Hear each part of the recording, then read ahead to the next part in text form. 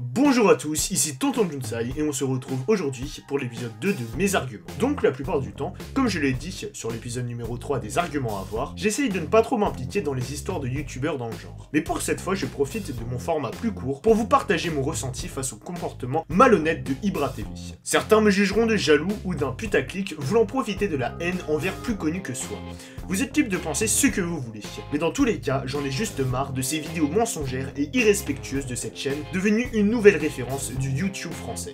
Au début, ces vidéos me laissaient assez indifférent. Bien qu'amateur de caméra cachée, je ne les trouvais pas spécialement drôles ou révélatrices de la nature humaine. Et quand bien même de nombreux viewers dénonçaient l'utilisation d'acteurs et mises en scène préparées à l'avance, je ne voyais pas spécialement son travail d'un mauvais œil. Mais le problème, c'est qu'avec le temps, une fois une communauté formée et une large visibilité acquise, là où la plupart des autres vidéastes profitent de cette position difficile à atteindre pour s'offrir le luxe de prendre leur temps, arrêter de se forcer à maintenir un rythme trop rapide et ne plus abuser du putaclic insultant, Ibra TV au contraire tire profit de ses anciens retours pour faire du putaclic encore plus élaboré et rendre ses mises en scène moins ouvertement visibles. Des commentaires soulignant le fait que pour une caméra cachée, c'est extrêmement bien cadré, et quelques semaines plus tard, la vidéo est filmée de manière tremblotante. D'autres disaient que les racketteurs avaient un comportement vachement passif, et on en vient à la vidéo qui m'a personnellement indigné.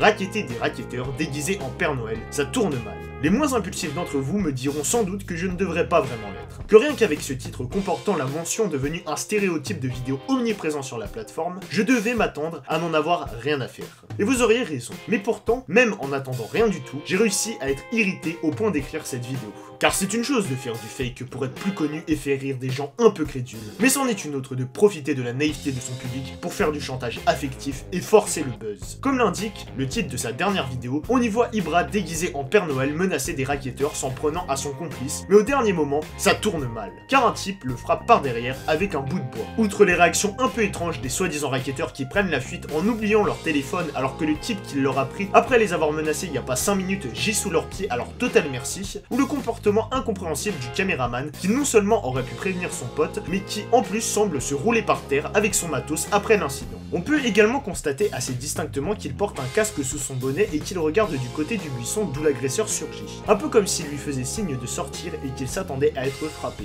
Déjà, ça ouvre sur du attention, ça peut être choquant pour un public de moins de 18 ans, alors que le degré de violence est inférieur à ce que l'on pourrait retrouver dans un dessin animé classique. Puis ensuite, ça joue sur de la pseudo-panique, où à la fin, il fait genre qu'il a super mal, qu'il a une grosse blessure, qu'il ne montrera pas à la caméra, mais qui valait vraiment le coup.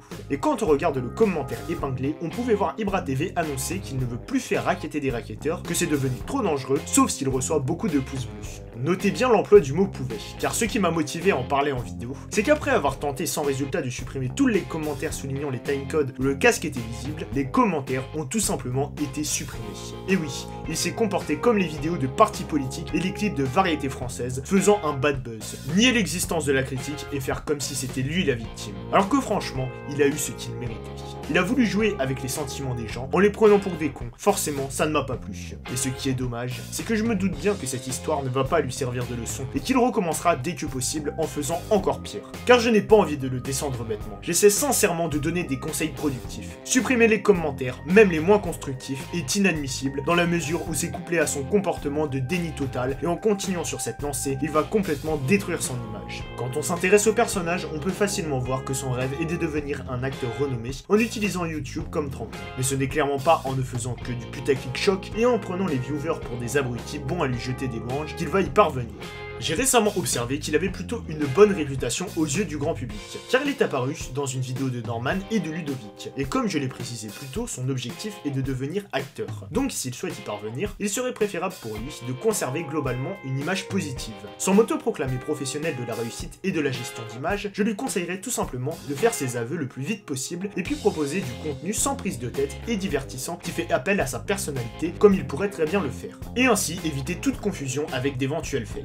Voilà, je pense que je pourrais dire encore plus de choses, mais je n'ai pas trop envie de m'attarder sur ce sujet. Et pour ceux qui n'auraient pas compris, cette vidéo n'a absolument pas pour but de déverser une prétendue frustration sur le personnage qu'est Ibra TV, mais uniquement exprimer mon point de vue, et j'aimerais savoir si vous, qui regardez cette vidéo, vous partagez mon opinion. Je vous dis bye tout le monde, c'était Tonton Junsai.